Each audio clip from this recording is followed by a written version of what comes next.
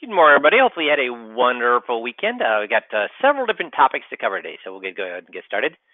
The last week's 5-minute moneymaker was actually from basically relating to Jeff Gitomore's book on sales, and he came up with there's 5 top reasons that people succeed. So number one, the customer did not believe, renowned top reasons you lost your last sales or last 10 sales. First one is the customer did not believe you were the best choice. Now with 5Q, it shouldn't be about us being the best choice. It should be that we're the only choice because their current choice is not trustworthy. So that should not happen. That particular reason for not moving to you should not happen, because if you destroy their or have them destroy their current advisor, or if they're do-it-yourself for their current entity, then you are the only choice. The next one is the customer had a previous experience with your company that they weren't happy with. That's more of a retail objection. So hopefully they would not even be talking to you if they've had a bad situation. So we're going to skip that one. Number 3, the customer already had a relationship with another vendor or advisor, in our case, they were happy with. Well, again, our whole system is set up so that they will explain to you why their current relationship is not tenable because they do not trust the guy. Number 4, this is not a big enough difference between what you're offering and their current situation. Well, with our system, they realize their advisor's taking advantage of them. They don't care how much of a hassle there be. They're going to move and move right now with all their money. The 5th one, customer does not recognize any value you bring to the table. Again, they're going to realize with our system that we brought more value to them in an hour and a half meeting than their advisor brought to them in the whole 10 years. So let's get an answer to this. What has happened to the top 5 reasons that Jeff Gittimore, who's been in the sales training business for decades, what's happened in the top 10? Should we ever get any of the top 10, or I'm sorry, top 5 reasons for objections? No. If you do the 5Q system right, see, because I don't like objections. We can overcome objections, but that takes a lot of work. How about if we make sure we don't have to ever overcome objections by letting the system take care of itself? 5Q tape breakdown was basically how to handle when they say I don't know. So you should go take a listen to that. And because we all have times when we ask questions and the client says, I don't know. And what's the first thing we have to do when somebody says, I don't know? Everybody should answer this. Everybody answer this. Frank's got it right. Yep. Dave's got it right. Nick's got it right. Jerry's got it right. Jonathan's got it right. Everybody's just saying, yeah, fall on the sword, fall on the sword, fall on the sword. That's exactly right. So fees going up or going down in our industry? Going down, down, down, down, down.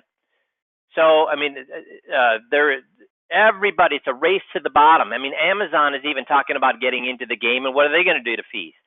So we know fees are going down. So should we hide our fees when we, and this is, I'm bringing this up because I talked to 3 different advisors in the last month about this. So when I hear an advisor talk about the FIA and they say the great thing about the FIA is it has no fees, should we ever say the FIA has no fees? That's bogus. Don't be part of the problem. Don't be part of the problem. Do we handle fees in the FIA presentation? Yes, we do. Yeah, do we hide from the fees? No, we say, when you make a lot, you're going to what? When you make a lot, you're going to what? Not pay some, pay what? When you make a lot, you're going to pay a lot. That's right. When you make a lot, you're going to pay a lot. When you make a little, you're going to pay what? Little. But when they do damage to you, they're going to cover your losses. And if they do no work at all, which means there's no return, they waive the fee. So we're not trying to say that they pay less with us. We're just saying with our FIA presentation that what? The fees are more what? That's right, John. That's right. We pay you, John. Yeah, more fair, more balanced. Don't hide from the fees, and don't ever say that FIs don't have fees. Anybody with any assets whatsoever, as soon as you say that, what have you identified yourself as? Dishonest, a liar, exactly. Don't do that. So don't be part of the problem. Now, also, I mean, we don't just sell FIAs. We help you sell managed money. So we're looking at 50-50, right? 40-60, 60-40, 50-50. So you are going to have some managed money there. And those fees are going down as well. So what you want to do is first and always start your process, end your meetings with the 21. What I mean by that is every client should come on with the 21-point checklist. That validates that you're doing more than just selling them money management. Because I'm going to be straight, guys. If I would I ever recommend any friend, neighbor, or relative to go to a money manager? What do you think for me? No. Why? Because they could simply do what?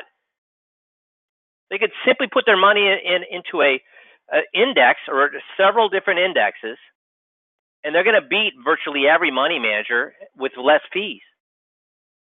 So the reason we can charge fees, however, is because are we just managing money?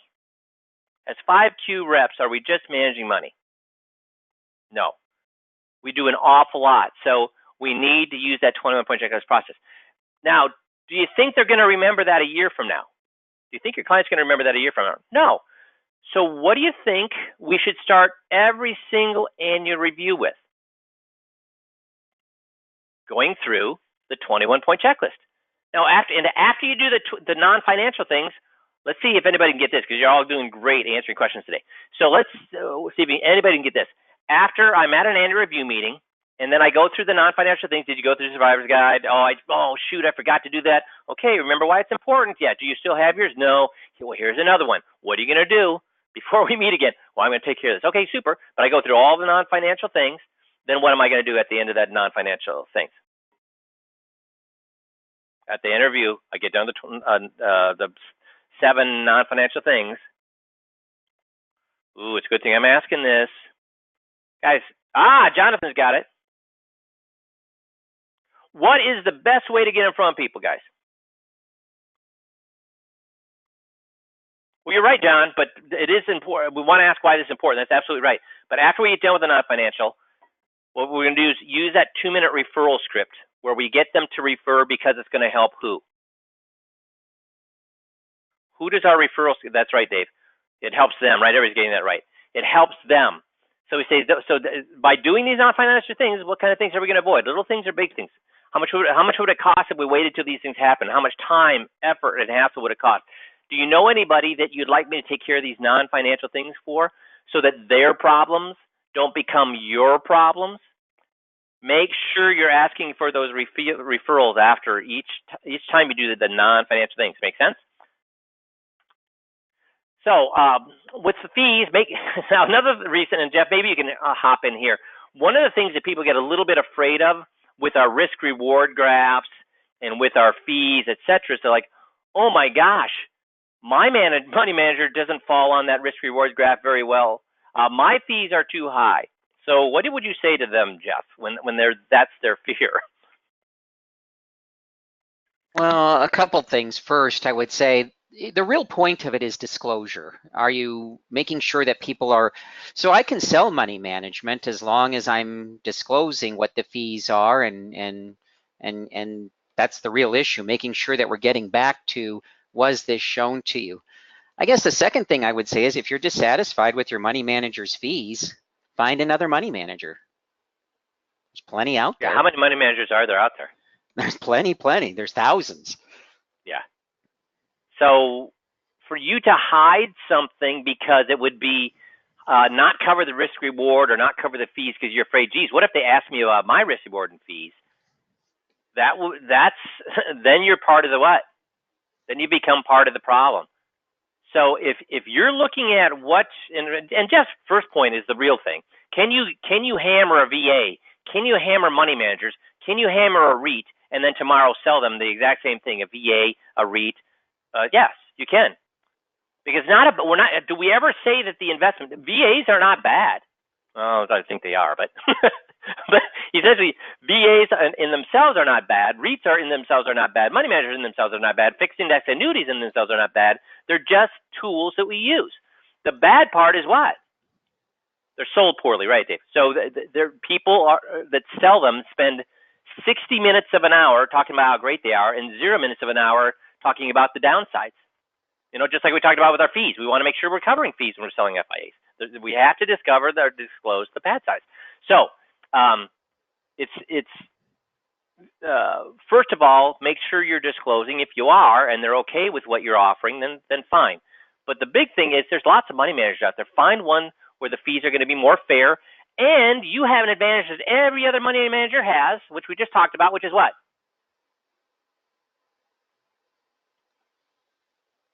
Well, and John brings up a great point. He points out that half our fees are in the FIA and not with money management. So that in itself is going to reduce the AUM fees significantly.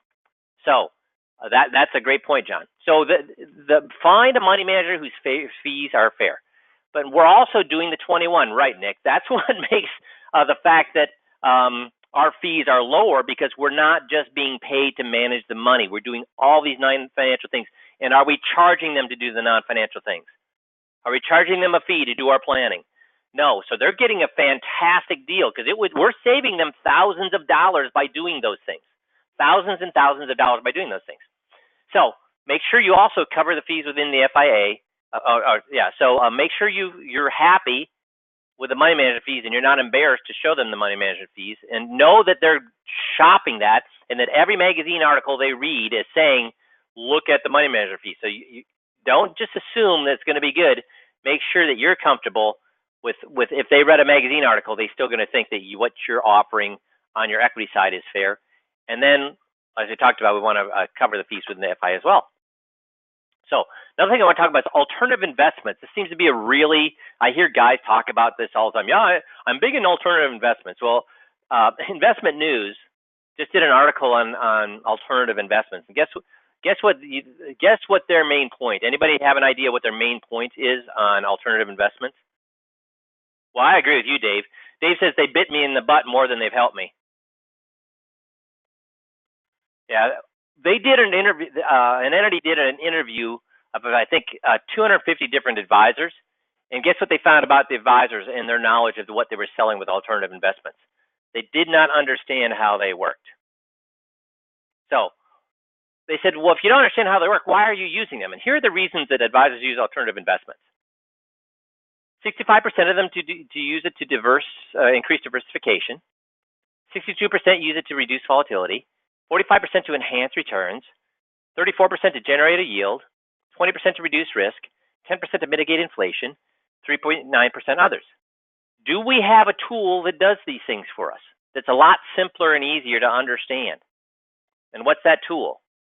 Yeah, it's an FIA with everything except for generating a yield. Even the FIA can generate a yield if you have an income benefit rider on it.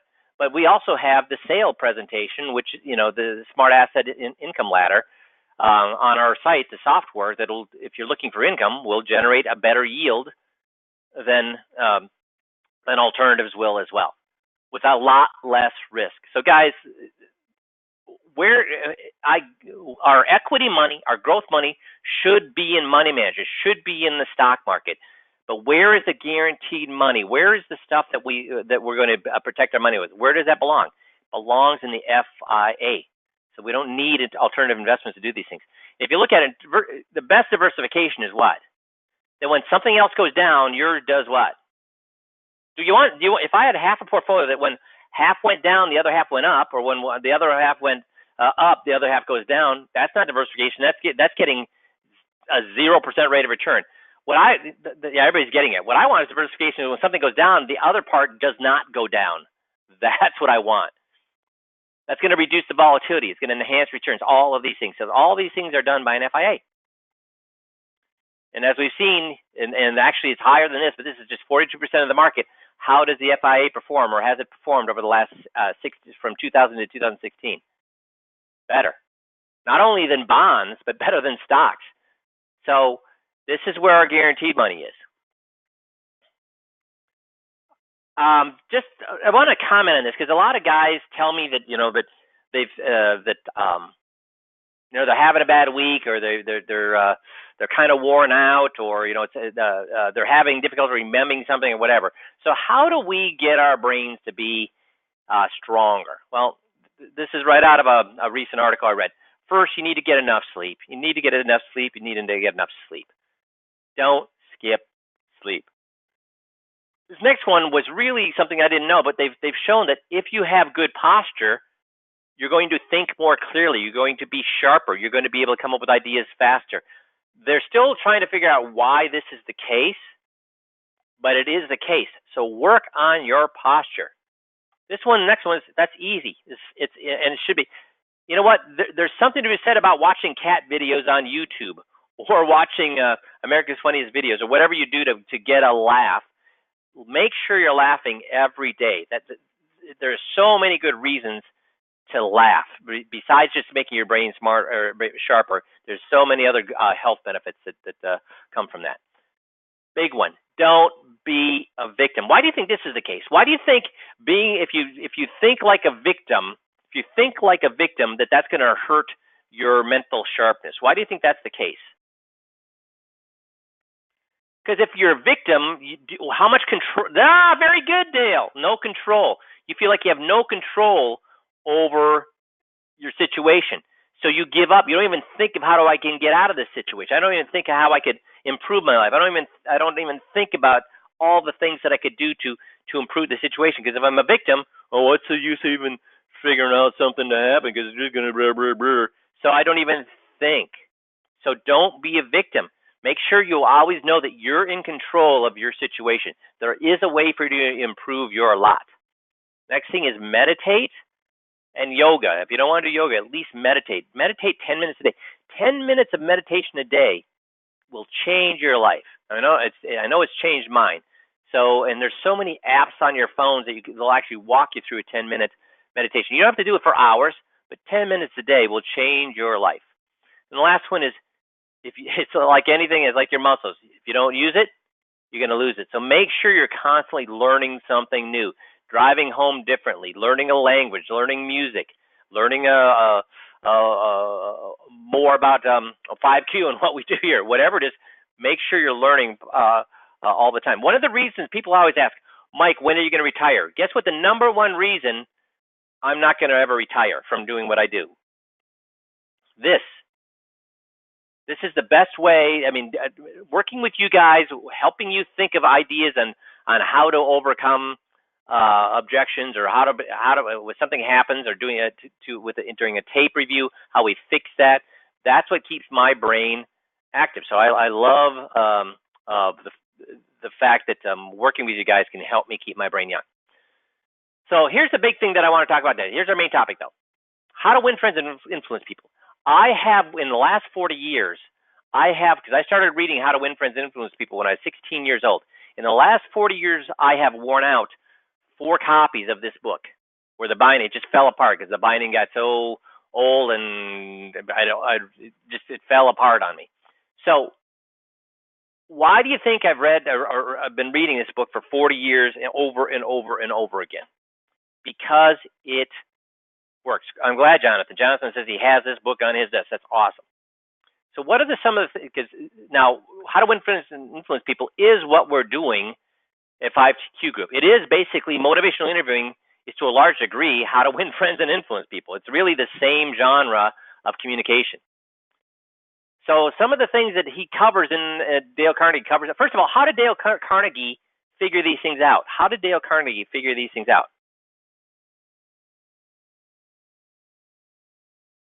How did he figure these things out?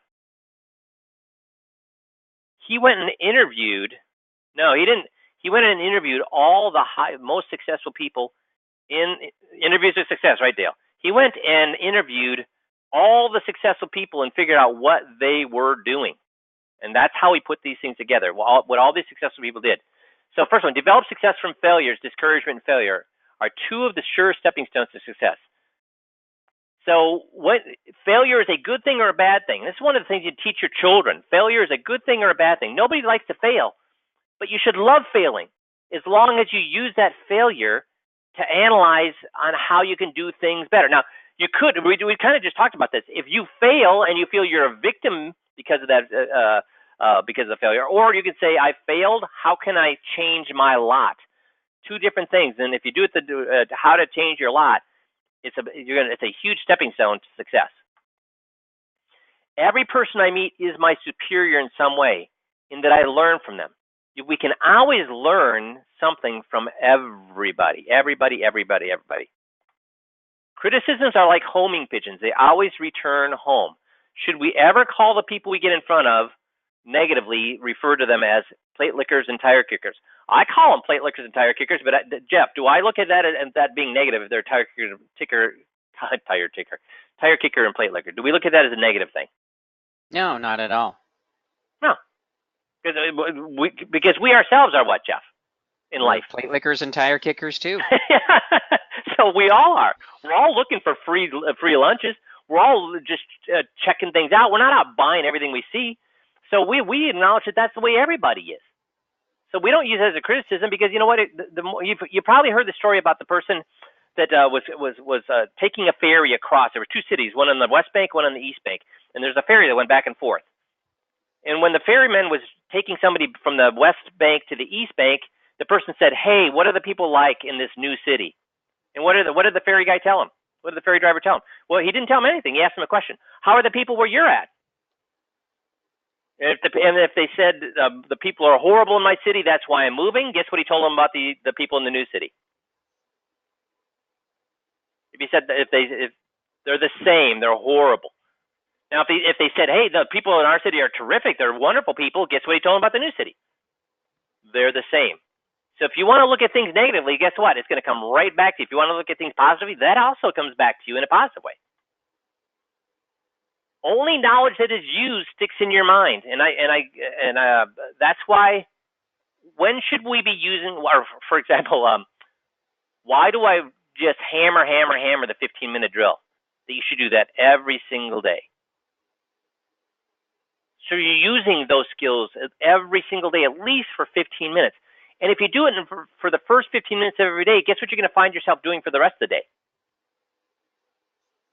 You're going to be using it. So many people have told me that they use that 15-minute drill not just for work, but it has changed their family life with their children or with their mother or with their father or with their spouse. The only knowledge that is used will stick in your mind. And if you're using it in your everyday life, it's going to make it even better when you're with clients. The rare individual who unselfishly serves others has an enormous advantage. Guys, I used to tell people I make $1 million a year by doing things I don't get paid for. One of the big things that we do, yes, we're giving the client information to kill the other advisor. We never brag about ourselves, but what does the client, even without us bragging, what does the client think about us? Holy cow, this meeting is different. Why is this meeting different? Why do they think this meeting is different? Because we spend the first 40 minutes talking about things that what? We do or do not get paid for. Serving them, right, Raymond? That's the best way to say it. Serving them. We're serving others. The only way I can get you to do anything is by giving you what you want. And what does everybody want? What does everybody want? The whole motivational interviewing, the whole 5Q system is derived around this. What do people want to be? They want to be right, Raymond? They want to be right. So what is the 5Q system? What does motivational interviewing allow them to be? Right. We ask them questions they know. Then we got them. We give them, get on their side. We give them little verbal pats in the back. That's the way you win. I made $50,000 a year for 8 years by showing them that I was right, not they were right. I was right, you're wrong. I'm smarter, you're not as smart. I'm better than your current guy because your current guy isn't any good. No, what we found was that allowing the client to be right, that's the power. Because if you when there's only one person they believe 100% of the time, and who is that? Themselves. So what we want to do is just guide the conversation so they tell themselves what they want to do instead of us telling them what they want to do. A person's name is the sweetest sound in any language. We all know that. Give the other person a fine reputation to live up to. Do we do this? That's what Gotzing is all about. See, when they answer a question right and then we pat them on the back, especially what kind of Gotzing do we really give the person a fine reputation to live up to? What type of Gotzing? When we ape them, that's right, Jerry. See if anybody else can get it. Which one of the apes ape? When we ape somebody, we get on their side. Which one of them gives them a fine reputation to live up to? Jonathan's got it. Okay, Dave's got it. Empowering. When we empower them, we tell them they're above average. They're above average. And it's especially good when they make a point for me. When they make a major point for me, I'm going to empower them like a son of a gun, tell them, wow, I can't believe that you got that. I talk to 30 people a month, and you're probably one out of 2 or 3 out of the 30 that actually got that. I don't know if you're trained in this. I don't know if you've done a lot of reading on this or if it's just great insight, but you nailed it. So few people can see. I'm telling them what, you're a genius. When I give them that fine reputation to live up to, that they're reasonable and they're smart, it makes your job so much easier. Talk to someone about themselves and they'll listen for hours. And we've talked, Jeff, have you ever listened to a tape with an advisor who's fairly new in the system, but he's really good at gotzing them, and he's meeting with a little old lady or a couple that are in their late 70s, and the meeting goes on for 3 hours. Have you ever heard a tape like that? Yep, we've heard that. Absolutely. And what are the people? Are the people drained and just exhausted after that 3 hours, or how do those people sound? No, they're excited. They're lively. They're lively. This is the best conversation they've had in their lives. They'd like to go further. Why? Because the guy's sitting there listening to them. He's asking them questions, letting them do the talking. And then when they say things, he's listening intently and he's giving them little verbal pats on the back. He's gotzing them. They'll do that forever and ever and ever. Talk to somebody about themselves and they'll listen for hours. They don't get exhausted. They could go on more hours. You may be exhausted. They aren't. You cannot teach a man anything. You can only help him find it with himself. Guys, if all the things that are in the How to Win Friends and Influence People, is there any one quote that more encompasses 5Q than this? Do we tell, sell, preach, or teach? No. Because do they believe anything that we say? When we tell, when we sell, when we preach or teach, do they believe anything we say? No. Because we have a what? Why don't they believe us? Why will they not believe? And this is really hard. When people come on, even when they've been on the system for 2 or 3 years, a lot of guys still have a problem with this. They just believe that clients believe everything they say because they're wearing a shirt and tie and they've got all this training, but they don't. They don't believe because that's right, Charles, they believe we're selling something. We have an agenda, Alan. Exactly right. So they don't believe anything we say. That's what 5Q is about. That's what motivation is about. We let them convince themselves. Criticism is dangerous. It wounds their pride, sense of importance, and arouses resentment. And guys, we don't purposely criticize people, but perception is what? Perception is reality. So there are some criticisms that we work on in the 15-minute drill. What are some of those criticisms? It's not that you're not criticizing them, but they could be perceived as criticizing. What things in the 15-minute drill can we work on to make sure we're not criticizing people? We just talked about one earlier.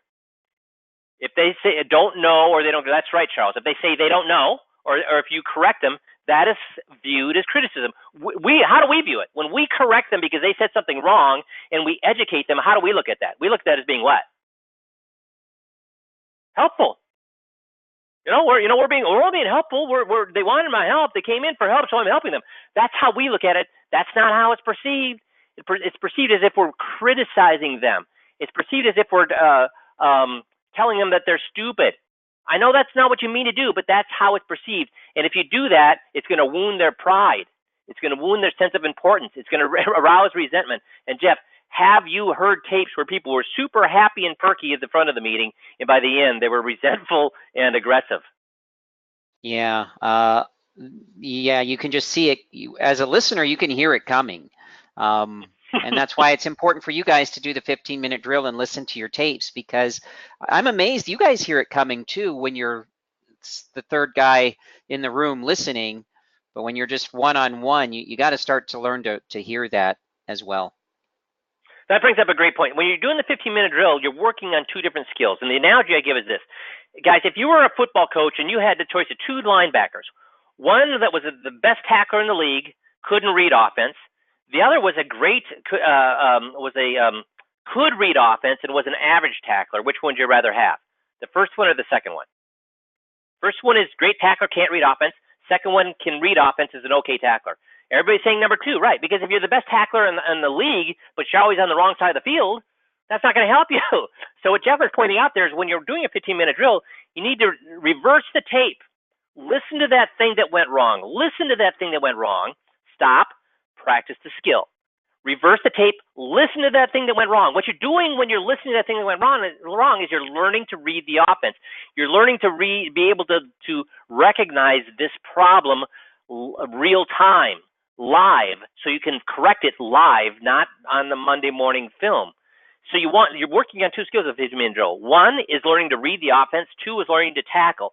So when you're reversing the tape and listening to that 15 seconds of what you did wrong, it's making you more sensitive to see it on the field real time. See it on the field real time when you're in a meeting, so you can correct that behavior instantaneously. And then when you stop the tape and then record or then practice a skill, you are now then practicing that skill, so you're better at it. So make sure you're doing both those things for 15 minutes. You reverse the tape and then move forward. Reverse the tape and then say what you're going to say. Reverse the tape and then say what you're going to say. Reverse the tape, say what you're going to say. So that's how you do a 15-minute drill, and that's how you start to get hypersensitive to correcting people, or get hypersensitive to when they say they don't know, to not when you're not falling on the sword. It helps you be able to do it real time. Actions speak louder than words. Why do we do the non-financial things? Because when we do things we don't get paid for, it shows that we're more about helping them than we are about making money. You can't win an argument. Guys, my personality, what do you think my personality is? Argumentative and aggressive, or non-argumentative and passive?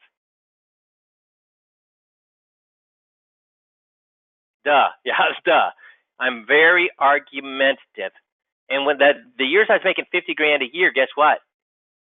I was debating every single client, and they knew I was right, that they were wrong. They knew I was smart, that they were dumb. They knew my idea was better than what they were currently doing. And guess what it got me? It got me 50 grand a year. Now, unfortunately, I can't not argue. That's the way I am. So guess how I fixed it? How did I fix the fact that to prevent myself from arguing with people?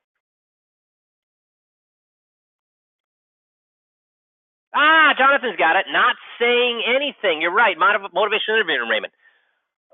If I don't say anything, guess what? If all I do is ask questions, guess what I can't do? Why do you think I get to the point where I'm asking 4 or 5 questions a minute?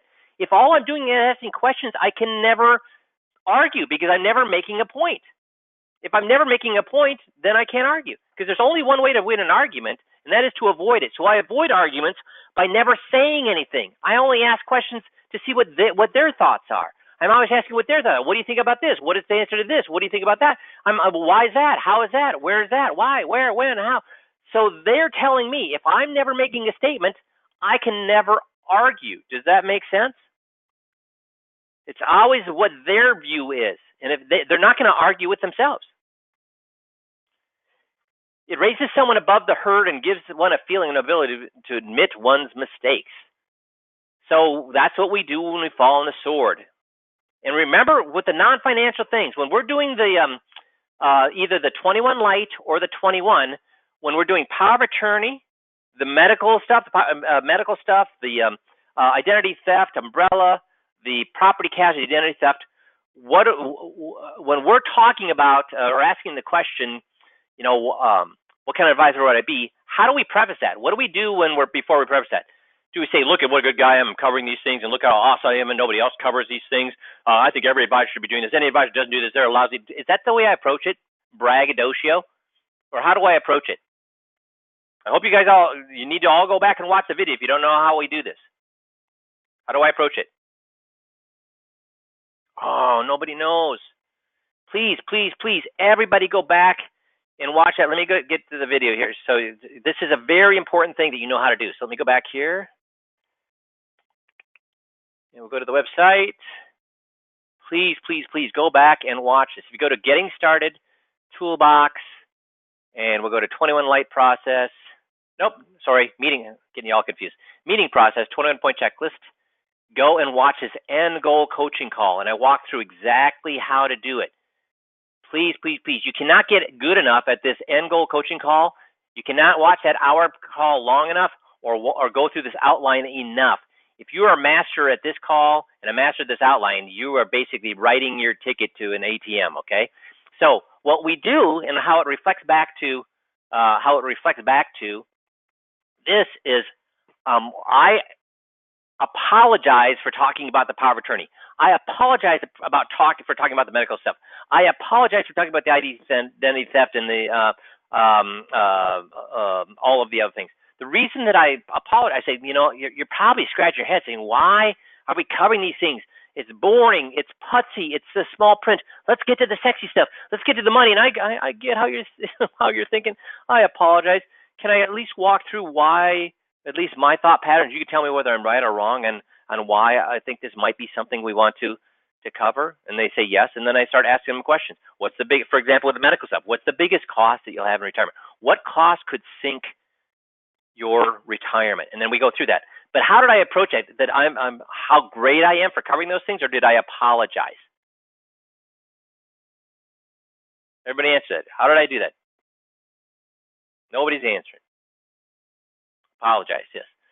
See, because I'm argumentative, guess what I've gotten very good at over the last couple decades? Because I'm an expert now at saying I'm sorry. I apologize for everything. The other great thing about apologies is if you apologize for things, guess what? People can't get mad at you. If you ever feel that there's a meeting that's going off the rails, you feel this is something, guys. Pay attention to this. Pay attention. This is a awesome tool to have in your toolbox. If the meeting's going off the rails, if I feel the person's getting aggressive, if I say, if I'm trying to get them to say blue and they're refusing and saying red instead, you can tell that this meeting is not going anywhere. I'll stop the meeting. I'll stop the meeting and say, geez, I'm sorry, Mary.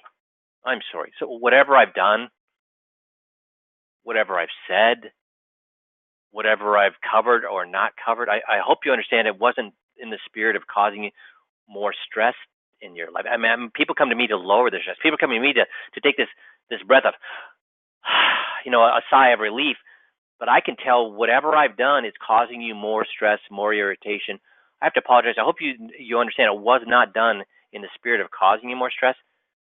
So I apologize for whatever I've done, said, whatever. I'm really sorry. And then I shut up and I look them straight in the eye. Who's just taking control of that meeting?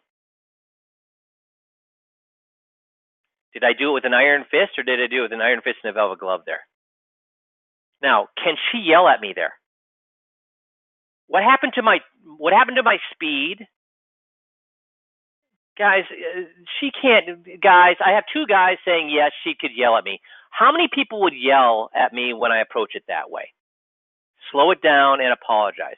What kind of a-hole would yell at me if I approached it that way?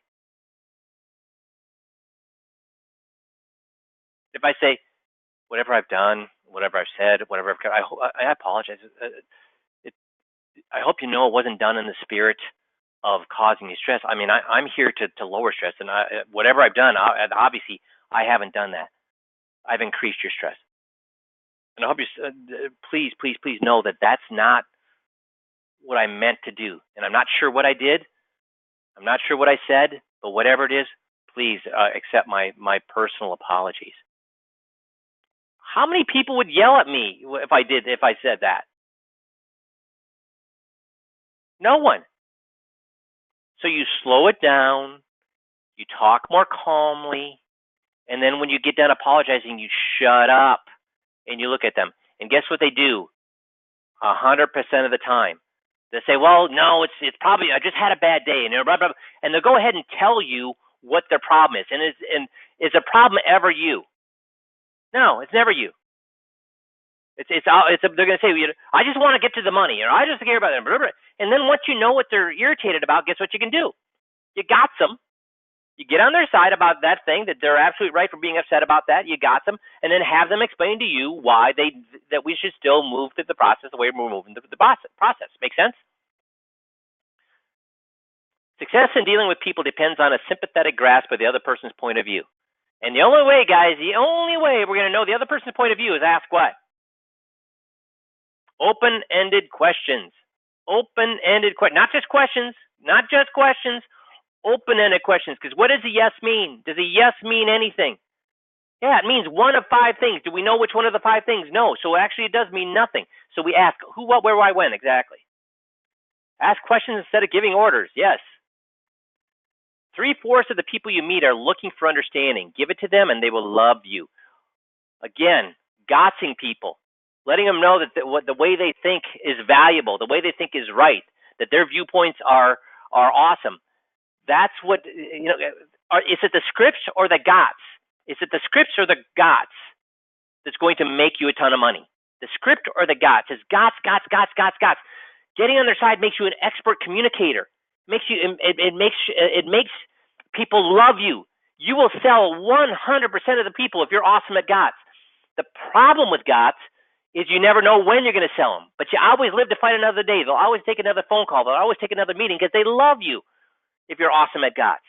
You just don't know, though, when they're going to move the money, whether it's going to be, because the GOTS has nothing to do with their current advisor.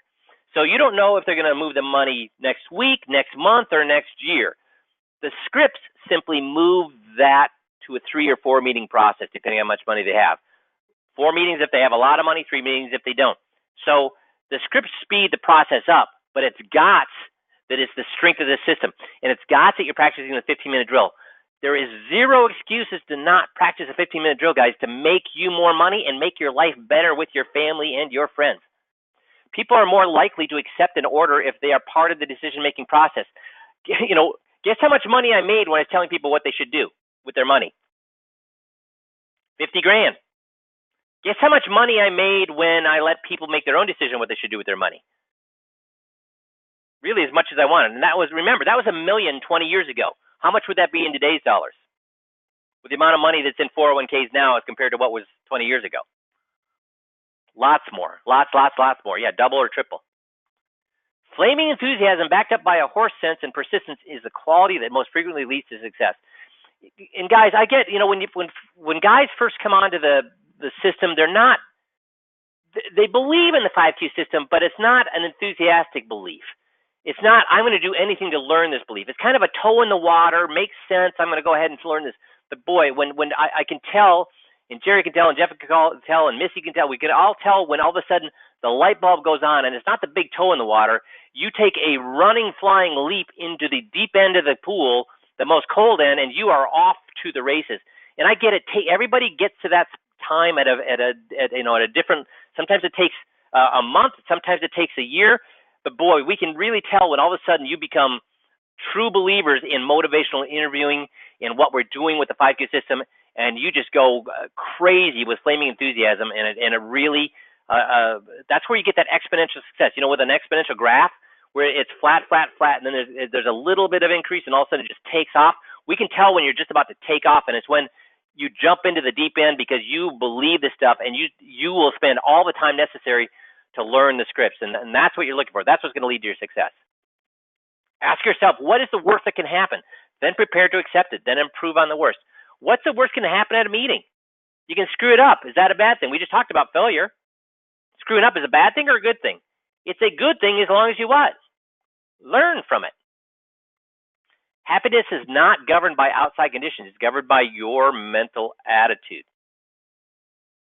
To be interesting, be interested. Again, that's all that we're doing. When we're asking all these open-ended questions and gotching them, we're being interested. That's why people will put up with 3 minutes, not just put up with, be happy to do 3-hour meetings. So, guys, when you've mastered all of the crib notes and the motives, you're doing your daily practice of a 15-minute drill and GOTS, you're paying attention to those 5-minute money makers and tape breakdowns. That's when you're going to get every client that walks into your office to move all their money to you. Make sense? So I know this was kind of a cheerleading call, but guys, I want you to realize you're using technology or psychology that's been around not for 20 decades or 2 decades. It's been around for 100 years. This stuff works for the most successful people in the last 100 years have used the very stuff that we're trying to get you to utilize. Make sense? So keep up the great work. I know you're all busting your behinds. I really appreciate it. Keep up the good work, and we'll all talk to you on next Monday. Thanks, everybody. Have a great rest of the day.